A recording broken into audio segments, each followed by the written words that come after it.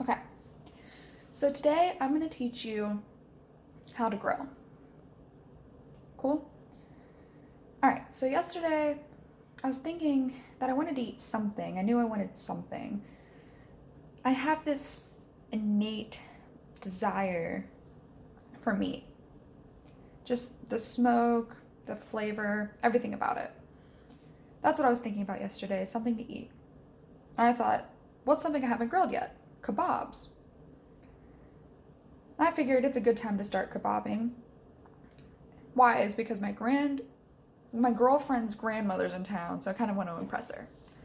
So I go to the store, I buy all the meat, the red onions, I'm buying everything I need. The bell peppers. So after I'm finished with that, I take it home.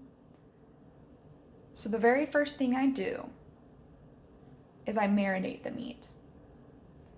I go ahead and marinate it for about an hour. It's very important for the flavor to really get in there. So I set that aside and let that marinate. Then I go outside and I start cleaning the grill. Because I live in an apartment, and it's a pretty small apartment, not very big. And I have a really small grill too. It's a charcoal grill. And you know, they're really small. I lift the lid and I look in it, and I mean, it was dirty. I thought, that's fine, I'll go ahead and clean it. For 30 minutes. My God, I was sweating. So I'm sitting there cleaning, and after I'm done with that, the first thing I get is the chimney, and I stick it on top of the grill. And then I grab some newspaper, stick it underneath, and close the lid. Then I'll go get the charcoal bag and I'll dump it in there until it's up to the level it needs to be. And then I grab some lighter fluid, I squeeze it on top of the charcoal, let that soak in. Not drenched, but enough. Then I grab a lighter and I go ahead and light it up. And that starts a flame. And it starts firing up. And the chimney is so that it keeps the charcoal hot and compacted. And once that's perfect, I go back inside. I start chopping up the onions. Then I chop up the bell peppers. Then I grab a kebab stick and I go ahead and skewer the meat, the onions. Let me fix this camera right here. All right, so I skewer the meat, the onions, and the bell peppers. Everything in there, get it all mixed together, skewer all that. Once I'm satisfied with those, I grab a few other things and I make a few more kebabs and I take them outside.